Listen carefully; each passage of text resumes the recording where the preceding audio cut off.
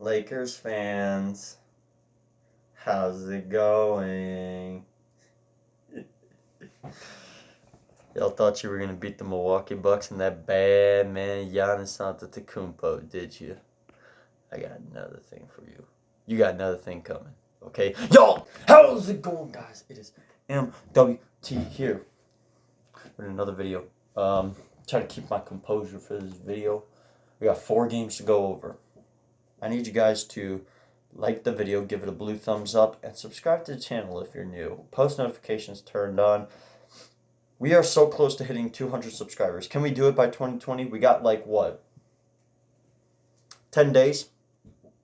Got 10 days to do it. Let's do it.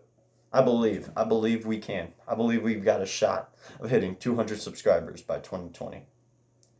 It's like that last push, and I know we can do it. I believe in you guys. So, let's get started. Utah faced the Atlanta Hawks. Of course, the Utah Jazz win this game 111-106. The final score. So, yeah, that definitely happened. Because I knew Utah was going to win, but it's like, really? Utah's main scorer was Donovan Mitchell, 30 points, 5 rebounds, 5 assists, 1 steal for him. And for Atlanta, it was Trae Young again, 30 points, 5 rebounds, 8 assists, 1 steal. Matchup-wise, the Utah Jazz were up by 6 points towards the end of the game. They actually overcame an 11-point deficit by the Atlanta Hawks. There were 22 lead changes in this game. That's a lot. That's a lot. Yeah, sometimes it happens. It happens sometimes. The next game we got to go over, I'm actually going to go over this game and the last one. San Antonio versus Brooklyn.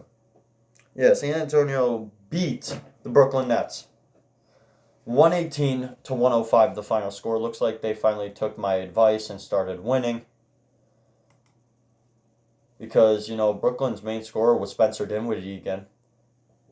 41 points, 1 rebound, 5 assists. San Antonio, their main scorer was off the bench, Patty Mills. 27 points, 1 rebound, 2 assists. Now, matchup-wise, the Nets were up by 14 points in the second quarter, and they blew that and let the Spurs go up by 13 points and win the game by 13. So, yeah, that definitely happened. Now, the last game we got to go over. Houston beating the LA Clippers. A surprising victory. It's very surprising because I did not see this coming. The Clippers had a 41-point to 27-point second quarter, and they still blew it. They still blew the lead. Houston's main scorer was actually Russell Westbrook this time. 40 points, 10 rebounds, 5 assists, 1 steal, but he had 8 turnovers. Clippers' main scorer was Paul George again. 34 points, 9 rebounds, 3 assists, 2 steals, and 2 blocks. Now, I want to talk about the matchup because this is huge. This is really huge.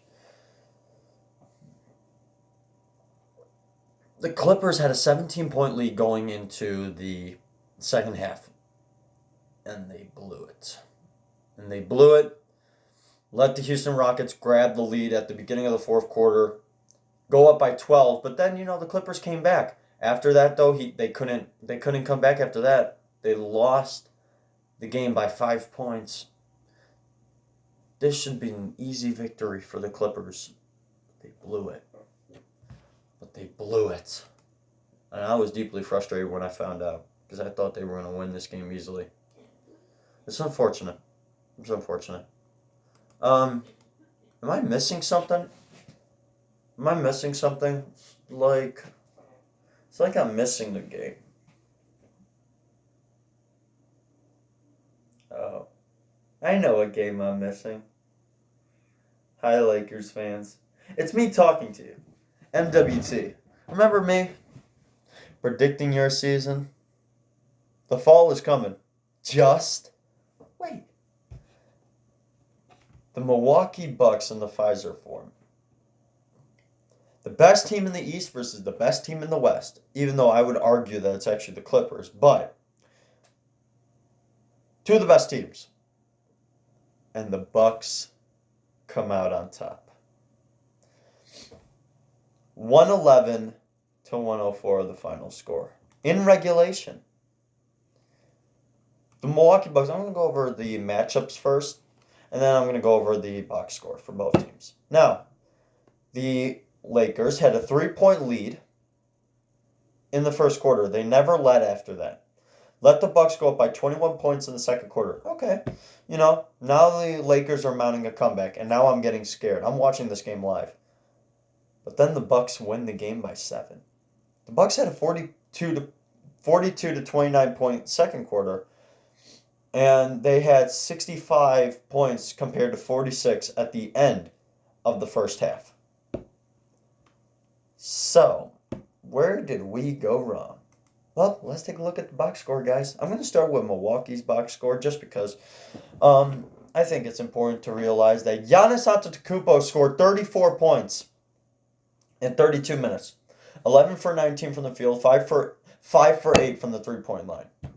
If you're letting Giannis score 5 for 8 from the three-point line on you, you got to consider your defensive structure. Because the Lakers didn't have a defense. 7 for 10 from the free throw line, 11 rebounds, 7 assists, 4 turnovers, 1 steal, 1 block. And he had 5 fouls, though. And he was so close to fouling out. And I was so scared. But he did pretty good. The next main scorer was actually George Hill off the bench. He played a very great game. In 27 minutes, he had 21 points, 7 for 12 from the field, 3 for 5 from the three-point line, 4 for 4 from the free throw line. Incredible. 3 rebounds, 1 assist, 1 turnover. Now, their last main scorer was Chris Middleton, who in 28 minutes had 15 points, 5 for 10 from the field, 2 for 5 from the three-point line, 3 for 5 from the free throw line, 6 rebounds, 2 assists, 1 turnover, and he had 4 fouls. And he was doing his best to make sure Giannis didn't foul out, which I appreciate a lot. He did his job. Now, let's talk about this for a second, because not a lot of people realize it, but Anthony Davis is the leader of this team. Anthony Davis is the leader of the Lakers. You want to know how I know that? In 43 minutes, he had 36 points. He was 11 for 25 from the field, 0 for 6 from the three-point line, which I understand, but he's a big man. He's supposed to be a center. 14 for 17 from the free throw line. He was getting foul calls for him all day, and that was ticking me off. 10 rebounds, 5 assists, 1 turnover, 1 steal, 3 blocks, 4 fouls. And he should have actually fouled out of the game, but whatever. We'll get to that later. Danny Green, 35 minutes. He had 21 points, 7 for 13 from the field. All 7 of those were three-point attempts. He was 7 for 12 from the three-point line, 0 for 1 from the free throw line. He had 4 rebounds to go along with 1 turnover, 1 block, and 1 foul. Now, the last player we need to talk about. The so-called GOAT. I call him the greatest overrated of all time. And that's a shout out to a comment I saw on a video. Now, in 36 minutes, this player had 21 points. He was 8 for 19 from the field, 3 for 7 from the three-point line, 2 for 2 from the free throw line. He had 12 rebounds, 11 assists, 4 turnovers, and 5 fouls. He actually should have fouled out of the game. Who am I talking about? Of course, Mr. 3 and 6. Yep. LeBron, you suck. You're kind of just washed at this point. You're terrible. You're a minus 14 against the Milwaukee Bucks. That's horrible. And he said after the game, they asked him, what'd you think of the job that Giannis and the Bucks did on you? And he was like, know what that means? Okay. He didn't want to give any praise. He just tipped his hat. Can you say something nice and not be a... Oh, man. Sometimes I question why the Lakers think this man is their leader when it's clearly Anthony Davis. Because Anthony Davis is now making LeBron's, he's making LeBron the best player. Again. He is. But Anthony Davis is the MVP then. And he's not. It's ridiculous. And honestly, on that note, I'm not going to say anything else. I'm not going to say anything else. Just make sure you like the video and subscribe to the channel with post notifications turned on. I don't want to hear anything.